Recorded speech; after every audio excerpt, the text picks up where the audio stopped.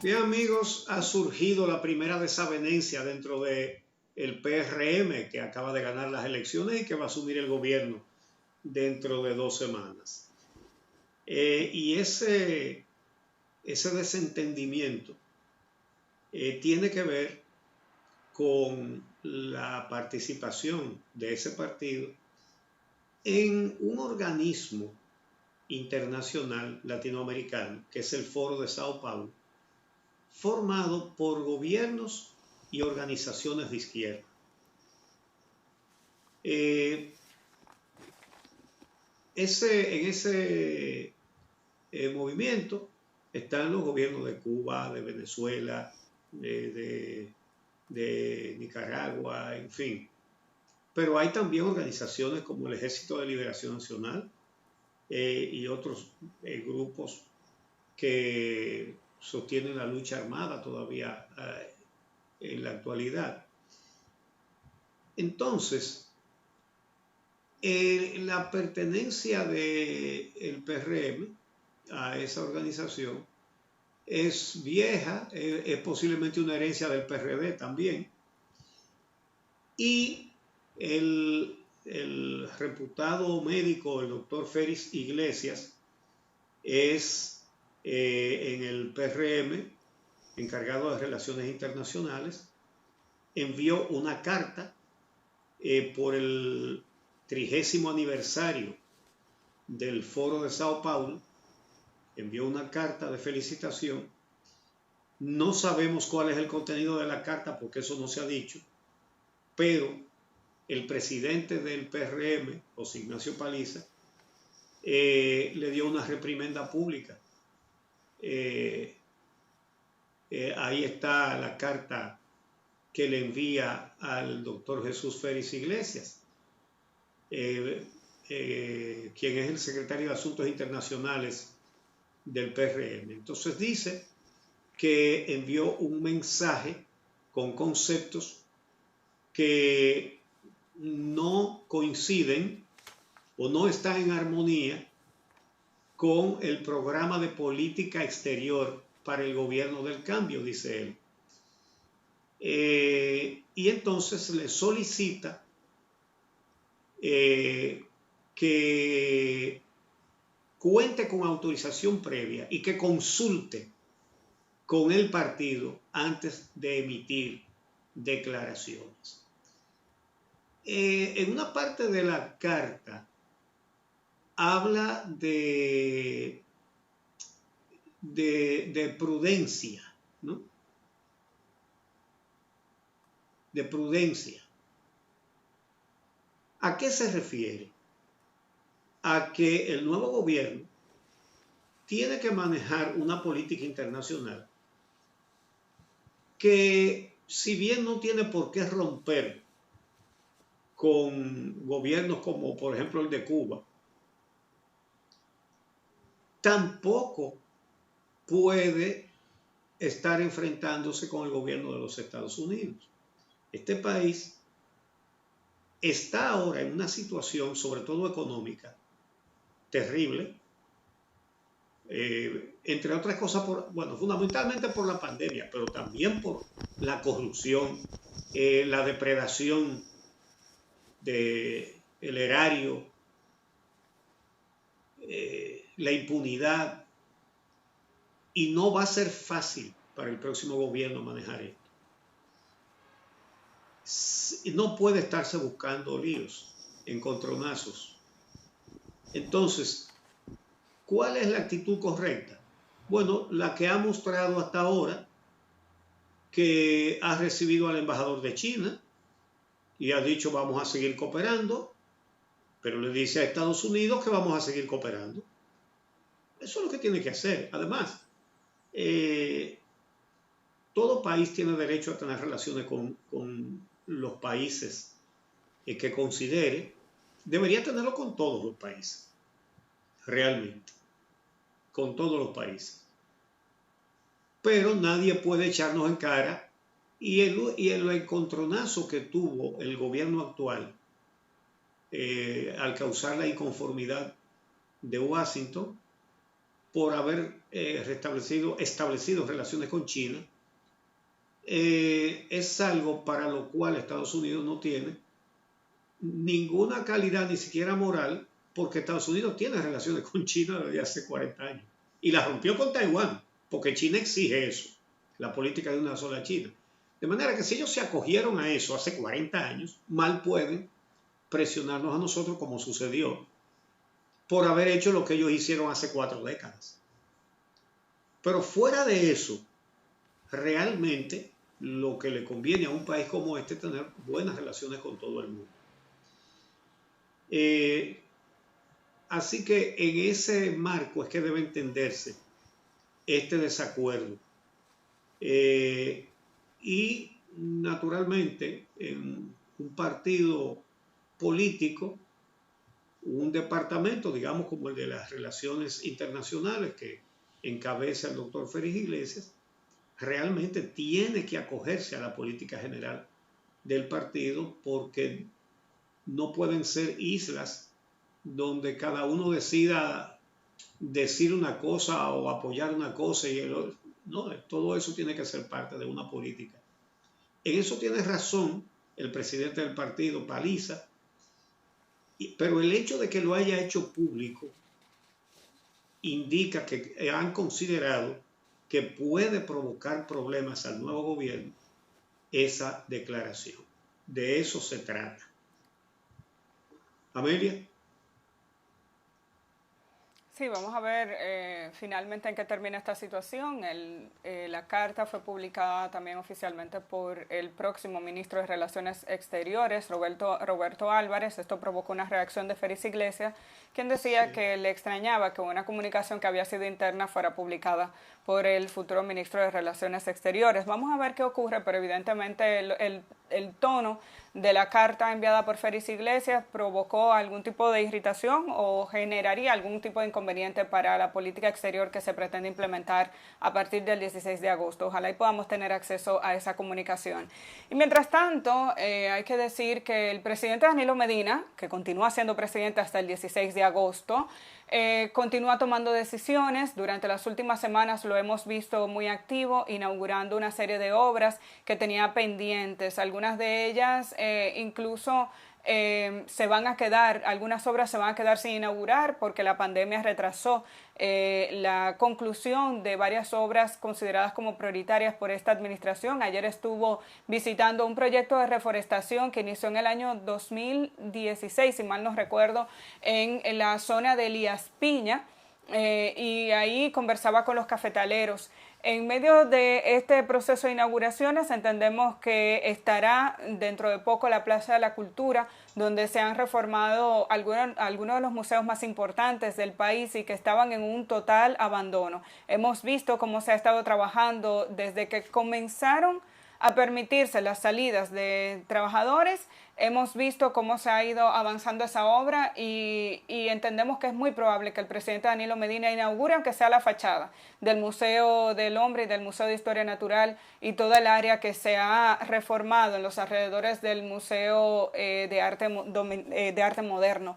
Toda esa zona ahí se está trabajando de manera intensa y sabemos que seguro va a ser inaugurada. Dentro de ese proceso, el presidente Danilo Medina el pasado viernes emitió una serie de decretos en los que canceló a 47 personas de la actual administración. Pero ¿47 qué? Asesores, enlaces, ministros sin cartera, 47. Bueno, había un enlace para la comunidad cristiana en el territorio de los Estados Unidos de América con asiento oficial en Nueva York, dentro de los nombrados en esta administración. Personas que fueron sustituidas en algunos ministerios y que posteriormente fueron convertidos en asesores del Poder Ejecutivo en la misma materia en la que habían sido suspendidos o cambiados de puesto, como el caso de Hidalgo, el exministro de Salud Pública, que terminó siendo asesor en materia de salud y no sabemos, ni siquiera lo hemos visto en la comisión especial para el tema del COVID, y se supone que es un asesor, o era hasta este viernes, asesor del Poder Ejecutivo en materia de salud. Son de las preguntas que uno tiene que hacerse sobre cómo es que funciona la estructura del Estado y hasta dónde esa libertad que tiene el Poder Ejecutivo de nombrar y nombrar y nombrar, permite que se vayan creando unas dependencias que uno no comprende. Asesores en leguminosas hemos tenido en el país. Bueno, 47 personas destituidas, eso significa que evidentemente eran personas que por un asunto funcional o no, estaban al servicio directo de la Presidencia de la República y en este momento, y concluyendo el gobierno, el presidente Danilo Medina ha decidido destituirles. Así que vamos a estar dando seguimiento porque es muy probable que este tipo de situación se extienda de aquí al 16 de agosto. Y finalmente, damos seguimiento por lo extraña Amelia, esta situación. sobre ese tema, Amelia. Sí, sobre ese tema, antes de que cambiemos. El nuevo gobierno debe tener una política diferente en este sentido.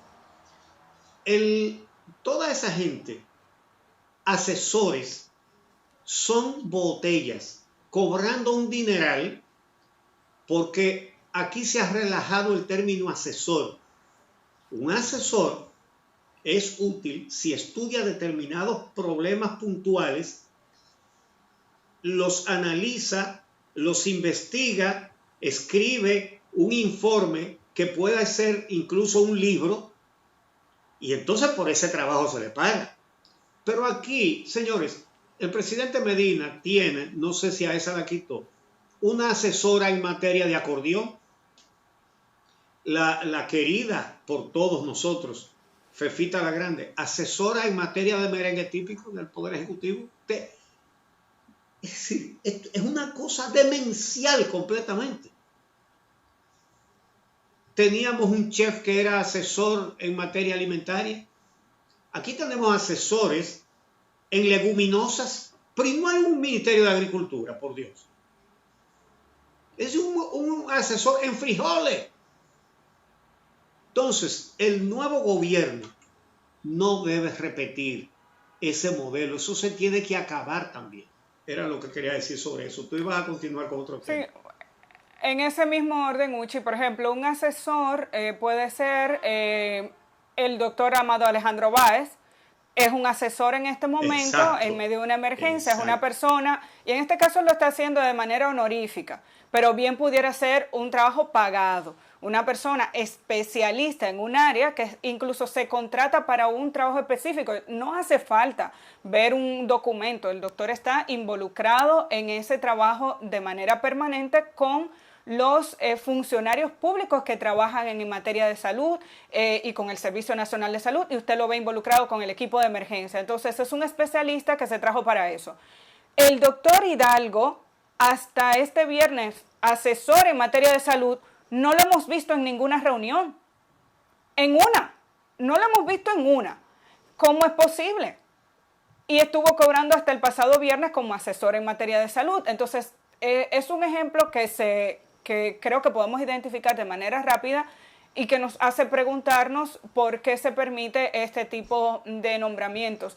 Hay especialistas en áreas que no les interesa formar parte de un ministerio o no tienen el tiempo y pueden contribuir con una acción específica para el problema que desató la sentencia 168-13. Con la Constitución de la República, el gobierno tuvo que utilizar asesores externos para consulta, para que redactaran documentos, para que le ayudaran a redactar la nueva ley. Ese es un trabajo que se paga y se paga bien. Pero son consultores que hacen un trabajo específico para un momento específico, sino para que usted tiene los ministerios. Y a propósito de eso, tenemos otros temas que deberíamos hablar más adelante, pero ahora no tenemos tiempo. Finalmente, por la curiosidad y la rareza de este tema, no podemos dejar de mencionar la desaparición de una avioneta este fin de semana, el pasado sábado, de los radares de República Dominicana. Una avioneta que aparentemente salió de Samaná a Puerto Plata y de Puerto Plata salió con un plan de vuelo hacia Barahona y luego desapareció del radar. Se inició un operativo de búsqueda de la avioneta y ahora las autoridades dicen que sospechan que se fue hacia Venezuela. ¿Cómo que sospechan? La primera pregunta que uno tiene que hacerse es ¿cómo es que una avioneta sale con un plan de vuelo hacia un aeropuerto que está cerrado? Es la primera pregunta que tenemos que hacernos. ¿Cómo se autoriza la salida de esa avioneta si el aeropuerto estaba oficialmente clausurado. Parecería que aquí sale la gente y después que se sabe qué es lo que va a hacer. Entonces, las autoridades entienden que esa es la última versión. No han encontrado la avioneta. Se pensó en un momento que pudo haberse accidentado en la cordillera septentrional. Esa fue la primera teoría. Pero ahora las autoridades hablan de la posibilidad de que haya sido un plan para posteriormente desplazarse hacia Venezuela. Ojalá y las autoridades puedan dar un resultado final con relación a este caso que originalmente se vio como un posible accidente y digamos que no lo descartemos, pero el que se hable de la posibilidad de una salida de una aeronave con un plan de vuelo hacia un aeropuerto cerrado, luego se dijo que se pensaba devolver. O sea, hay muchas teorías sobre un hecho que debería estar identificado paso por paso y eso genera mucha incertidumbre sobre el control de la aeronáutica en nuestro país, Uchi. Así es, rarísimo. Y lo que piensan es eso porque nadie ha visto caer una avioneta. El Pico Diego de Ocampo, que es donde se dice que se sospechaba que podía haberse accidentado, ese es el pico de mayor altura en la cordillera septentrional, pero no es un lugar muy aislado, vive gente por ahí. No digamos en la cúspide, pero debajo del pico hay agricultura. De manera que difícilmente haya habido un accidente ahí que pasara desapercibido.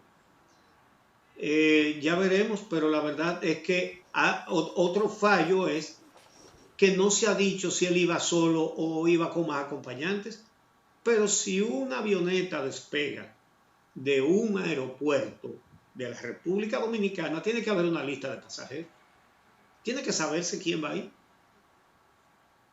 Y esta es la hora en que no han dicho con claridad si iba solo y en caso de que fuera acompañado, quiénes le acompañaban. Bueno, pues menos mal que aparentemente, por lo que se sabe hasta ahora, no ha habido un accidente. Pero lo otro tendría ya otra clase de implicaciones. Bueno, vamos a hacer una pausa y cuando regresemos vamos a poner nuestra atención en lo que está sucediendo con la pandemia del coronavirus en Nagua, donde se hicieron 100 pruebas y 90 dieron positivos en general. Y dentro del personal del hospital se le hizo la prueba a 45 y 42 dieron positivo. Eso es para ponerse las manos en la cabeza y tomar acciones urgentes, porque esto realmente no proyecta nada bueno. Regresamos entonces con el doctor Manuel Oscar Pérez Cepeda, director del Hospital Dr. Antonio Yapor de Nagua, con quien conversaremos acerca de esa situación.